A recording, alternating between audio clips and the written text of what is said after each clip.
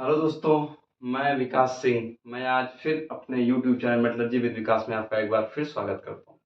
दोस्तों, क्या है कि आप लोग देखो, वीडियो देखो, समझो। बट मेरे वीडियो देखने से क्या है कि जब मैं वीडियो में बताऊंगा कि ये स्टैंडर्ड आप देखो जाके, तो आप वो श्योर स्टैंडर्ड देखो। और उस ऐसा नहीं कि स्टैंडर्ड आपको डाउनलोड मिलेगा कि नहीं। आप सिंपल गूगल पे जाओ, फ्री पीडीएफ डाउनलोड में जाओ, जो भी स्टैंडर्ड आपको देखना है आप देख सकते हो सकता है करंट स्टैंडर्ड ना दिखाए आपको, ओल्ड स्टैंडर्ड दिखाए, बट होता वही चीजें हैं। आप एक बार उसको देखो, समझो, फिर मेरे से क्वेश्चन करो। जब तक आप अपने से नहीं पढ़ोगे दोस्तों, कुछ भी नहीं क्लियर होगा। तो दोस्तों, आज मैं जो टॉपिक लेके आया हूं वो लेके आया हूं कि मेटलर्जी लैब में आईएसओ का कोई भी हो, चाहे आईएसओ आईईसी हो 17025, चाहे आईएसओ 9000 हो, चाहे आईएसओ 14000 हो। ठीक है दोस्तों, कुछ भी है, इसमें लैब से रिलेटेड क्या डॉक्यूमेंट होते हैं आज मैं उसको शेयर करूंगा आपसे। क्योंकि काफी लोगों को देखा मैंने कमेंट में पूछा है कि सर आईएसओ में क्या डॉक्यूमेंट लैब से रिलेटेड होते हैं, तो वो सारी चीजें मैं आपको शेयर करूंगा। दोस्तों, क्या है कि आप मेरी वीडियो देखो, देखने के बाद आप समझो, समझने के बाद आप वो स्टैंडर्ड जाके रिफर करो, जो स्टैंडर्ड मैं रिफर करता हूं उसको आप पढ़ो। दोस्तों, क्या है कि कुछ भी करोगे, जब तक आप सेल्फ नहीं करोगे, अपने से नहीं करोगे, तो मैं आपको चाहे जितना पढ़ाने की कोशिश करूं, चाहे जितना बताने की कोशिश करूंगा, आप लोग नहीं कर पाओगे। क्यों? क्योंकि मेटलर्जी और हीट ट्रीटमेंट ऐसी चीज है ना कि जल्दी समझ, जैसे हम लोग जब पढ़ाई करते थे तो यही कहते थे ना, हिस्ट्री केमिस्ट्री बड़ी बेवफा, हिस्ट्री केमिस्ट्री बड़ी बेवफा, शाम को रटा सुबह को सफा।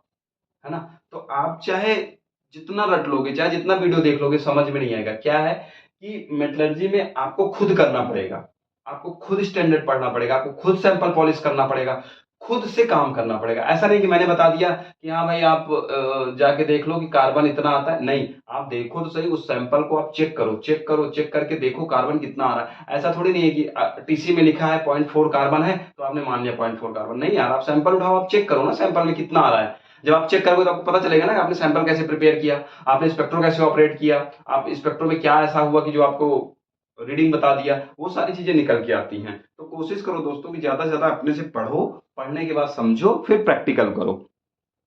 ये चीजें क्या है कि करने से ही समझ में आती हैं।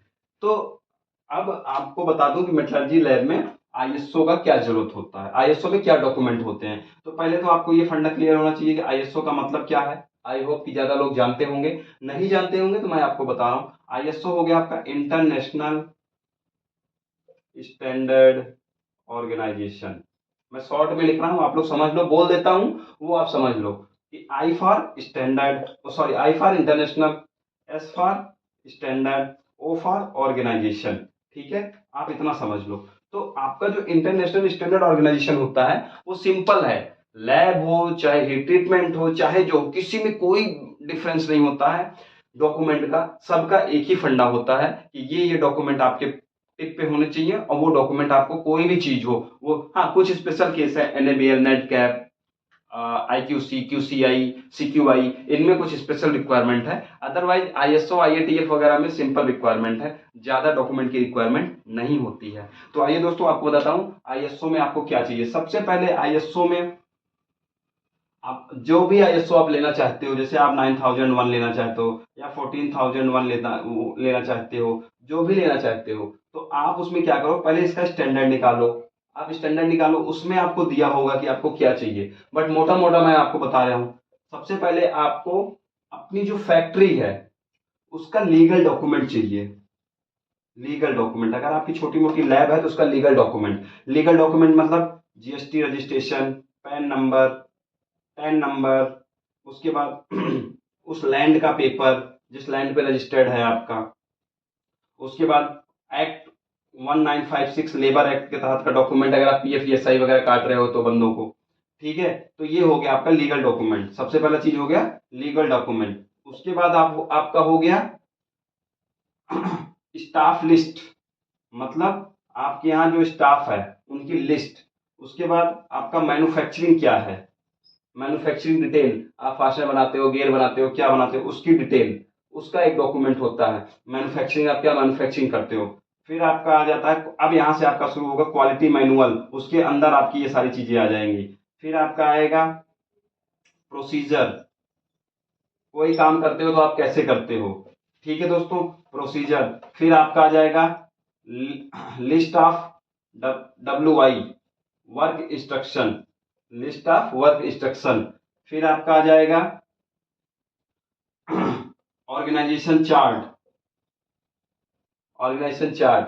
फिर आपका आ जाएगा इंस्ट्रूमेंट लिस्ट, जो भी आपके पास इंस्ट्रूमेंट हैं उनकी लिस्ट।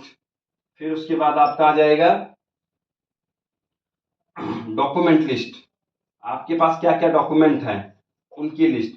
तो ये मोटा मोटी चीजें जो होती हैं ये आपका आईएसओ में लैब के पॉइंट ऑफ व्यू से आपको जरूरत पड़ती हैं। अगर इसमें कुछ एक्स्ट्रा है तो आप वो स्टैंडर्ड उठा के पढ़ लो, उसमें आपको मिल जाएगा। उसके बाद आपका सबसे बड़ा जो सबसे पहला चीज आता है वो आता है list of personnel, list of personnel, list of personnel. Personnel में क्या है, आपका पर्सन आ गया, उसकी क्वालिफिकेशन आ गई, उसका एक्सपीरियंस आ गया। ठीक है, ये सारी चीजें आपको चाहिए। लिस्ट ऑफ पर्सोनल में पर्सन, क्वालिफिकेशन, उसका एक्सपीरियंस, ये सारी चीजें आ जाती हैं। तो अगर ये सारी चीजें आपके पास अवेलेबल हैं तो आप आराम से आईएसओ के लिए जा सकते हो। फिर आप जब उसमें घुसोगे तो क्या होगा, जैसे आपका जो मशीन है, मशीन का कैलिब्रेशन, ठीक है, उसके बाद आप कोई केमिकल यूज करते हो तो उस केमिकल का MSDS, MSDS in the sense, आपको ये वीडियो भी मैं बना रखा हूँ एमएसडीएस क्या होता है, बट आज यहाँ थोड़ा सा बता दे रहा हूँ एमएसडीएस क्या होता है। आईएसओ में जो होता है एमएसडीएस का बहुत रोल है। एमएस का मतलब हो गया मटेरियल, एस का मतलब सेफ्टी, डी का मतलब डाटा, एस का मतलब sheet. MSDS material, safety, data, sheet. उसमें क्या होता है कि आप जो भी केमिकल यूज कर रहे हो उसके क्या क्या हानि हानि है और क्या क्या लाभ है, तो वो सारी चीजें आपका एमएसडीएस में दिया होता है। आपको यूज कैसे करना है, कैसे नहीं यूज करना है, क्या प्रिकॉशन लेना, वो सारी चीजें होती हैं। तो मैं ये उम्मीद करता हूं कि आपको ये डॉक्यूमेंट समझ में आ गए होंगे। इन केस अगर आपको डॉक्यूमेंट नहीं समझ में आए हैं तो आप मुझे कॉल पे जरूर पूछ सकते हो या व्हाट्सएप पे मैसेज डाल के जरूर पूछ सकते हो कि सर ये डॉक्यूमेंट क्या है, नहीं समझ में आ रहा। हाँ, अब आप ये मत पूछना कि आपको डॉक्यूमेंट कैसे बनाना है। अगर आपको डॉक्यूमेंट भी बनाना नहीं आ रहा है फिर तो आपको कंसल्टेंसी लेनी पड़ेगी, वो चाहे आप मेरे से लो या किसी और से लो, फिर तो आपको कंसल्टेंसी लेनी पड़ेगी। कंसल्टेंसी में हम आपका डॉक्यूमेंट सिखा देंगे, डॉक्यूमेंट कैसे बनेगा वो सारी चीजें हम आपको बता देंगे। तो दोस्तों, उम्मीद करता हूं कि आपको लैब में आईएसओ की क्या डॉक्यूमेंट की रिक्वायरमेंट है वो आपको समझ में आ गया होगा। वैसे अगर आप देखना चाहो तो मैंने एनएबीएल पे 3 पार्ट में वीडियो डाल रखा है, करीब 15-15, 20-20 मिनट का। उसमें मैंने सारे डॉक्यूमेंट बता रखे हैं, कैसे होगा, क्या होगा, वो सारी चीजें मैंने बता रखा है। अगर आपको वहां भी नहीं समझ में आता है तो आप मेरे से यहाँ पे पूछ सकते हो कि सर ये चीजें मुझे नहीं समझ आई हैं, तो मैं आपको जरूर बता दूंगा। तो दोस्तों, उसमें क्या है कि आप जो है वो सारी चीजें देख लो। अगर नहीं क्लियर हो रहा तो आप मेरे से पूछ सकते हो। तो आज जो मैंने आपको बताया वो बताया आईएसओ, आईएसओ में क्या डॉक्यूमेंट की जरूरत है। ठीक है, तो वो सारी चीजें आप देख लो। इस वीडियो को एक बार नहीं समझ में आए 2 बार देखो, 3 बार देखो, मैंने इस वीडियो में आपको क्लियर कर दिया है कि क्या डॉक्यूमेंट आपको जरूरत पड़ेगी।